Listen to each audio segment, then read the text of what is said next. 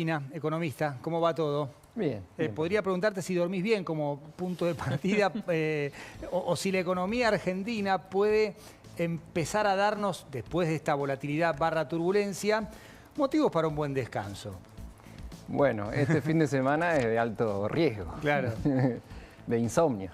No, a ver, primero de todo se va a conocer un dato importante de la inflación de marzo a las 16 del INDEC, que lamentablemente muestra una aceleración importante. Nuestras estimaciones roza el 3%, puede ser incluso un poquito más. Sería ya el segundo mes consecutivo de aceleración de la inflación y además muy concentrada en alimentos y bebidas, carnes, verduras. Es cierto, marzo siempre es un mes malo o típicamente alto en materia de inflación, eso hay que destacarlo, pero igualmente pensemos que durante todo marzo el tipo de cambio se movió solo 1%, entonces claro. 3-1 no es bueno. Es una inflación en dólares del 2%, es una inflación en dólares alta. Entonces ese es un punto complejo, pero creo que lo más importante claramente es el acuerdo con el Fondo Monetario, que también no sabemos exactamente a qué hora, pero todo indica que se va a aprobar hoy y en algún momento vamos a conocer una parte o buena parte de la letra chica. Y sobre todo, ¿qué va a pasar con el frete cambiario? ¿Por qué acelera del 2,4 a un posible 3? Bueno, primero, lo que te decía, factores típicos de marzo es el inicio de las clases. Sí. Vienen de noviembre el último aumento de cuotas, entonces pasa bastante tiempo, te enganchan en marzo, digamos, a los que somos padres, ¿no? Perdón. Y eso está, y después particularmente tuviste nuevamente mucha presión por el lado de la carne y verduras. Verduras son estacionales, probablemente también el tema de las lluvias, que hubo mucho, afectó, pero bueno, se dio una conjunción de factores que hacen que la inflación probablemente arranque con 3 y es algo que no vimos hace bastante. Claro, claro. El acuerdo con el fondo, ¿qué debe tener para que realmente sea satisfactorio? Más allá de estos 20.000 millones, el desembolso, ¿lo conectás con la llegada del secretario del Tesoro de Estados Unidos? ¿Financiamientos por otro lado, Banco Mundial? Sí, creo que obviamente el monto es clave porque estamos en una situación de las reservas líquidas en dólares del Banco Central muy magras, que son, digamos, el Dibu Martínez, es la última línea de defensa del Banco Central para sostener una paridad cambiaria y la verdad que están en niveles bajos, 7.500 millones de dólares, cuando en el peor momento del gobierno pasado, que estaba la sequía de por medio, etcétera, hubo 5.500. Estamos en una situación compleja, entonces todo monto que ayude a reforzar las reservas del Banco Central son bienvenidas. Y si viene, por ejemplo, organismos financieros internacionales, más allá del Fondo Monetario también, pero la clave y lo más importante, y por lo que se provoca este insomnio a la mayoría, incluso a las empresas, es el tema básicamente del nuevo régimen cambiario, digamos. Claro. Antes del Liberation Day de Trump, uno podría decir, bueno, muy arriesgado, el 1% hasta las elecciones. De hecho, nosotros lo hemos criticado en enero diciendo, bueno, pero es muy arriesgado y sí, si se alinean los planetas, si todo está bien, te puede llegar a ir bien, bajar más la inflación, etcétera. Pero también con el diario del lunes lo hemos visto, cualquier cosa que pasa en el mundo, y no, esta vez no fue una cosa, sino fue una bomba atómica en el comercio internacional, lo que las principales medidas de Trump. Entonces estás en una situación en la que no podés tener una política cambiaria tan rígida, tan inflexible, y necesitas flexibilidad, y lamentablemente eso, mientras Brasil se acomoda el real a 6 o alrededor de 6, vos tenés que también mover un poco tu tipo de cambio oficial. Y bueno, hoy la duda, se sabe que el crawling al 1 ya no va más. La pregunta es qué es lo que va a venir. Una corrección pequeña, una flotación administrada, una flotación o quitar más restricciones. Hoy de alguna manera hay mucha incertidumbre y para bien o para mal el mercado, las empresas, las personas queremos saber un poco, bueno, claro, ¿y cómo sigue la historia? Por eso insisto, clave obviamente el monto, los desembolsos sobre todo upfront, lo que va a llegar de entrada, si se pueden usar o no se pueden usar, otra discusión importante. Pero sobre todo, bueno, está bien. ¿Y todo esto para qué? ¿Qué nuevo esquema cambiario vamos a tener? Eso es clave. La manera de hacerlo es el shock. Digo, ¿podríamos tener el lunes el anuncio de una devaluación? No lo sé. Eso creo que en un año electoral todos los manuales te dicen no debería pasar.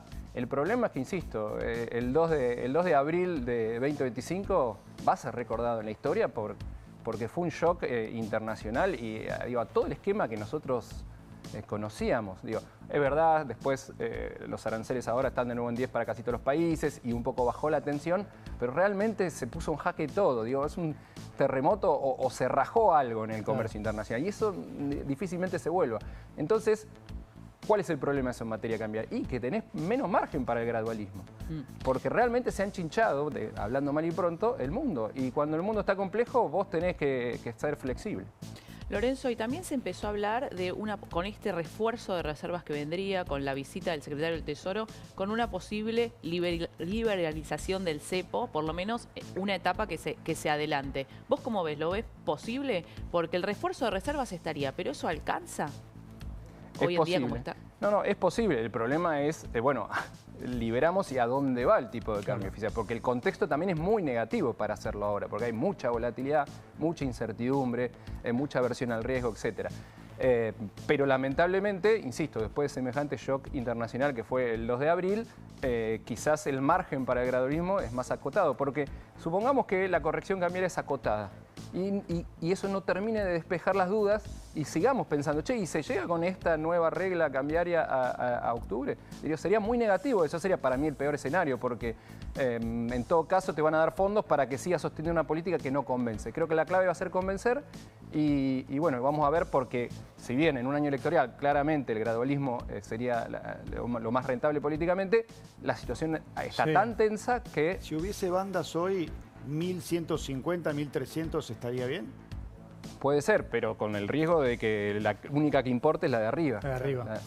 Mencionaste octubre, elecciones. Está claro que el objetivo de llegar con un dólar suave, barato y feliz para la sociedad está en riesgo también por el contexto internacional.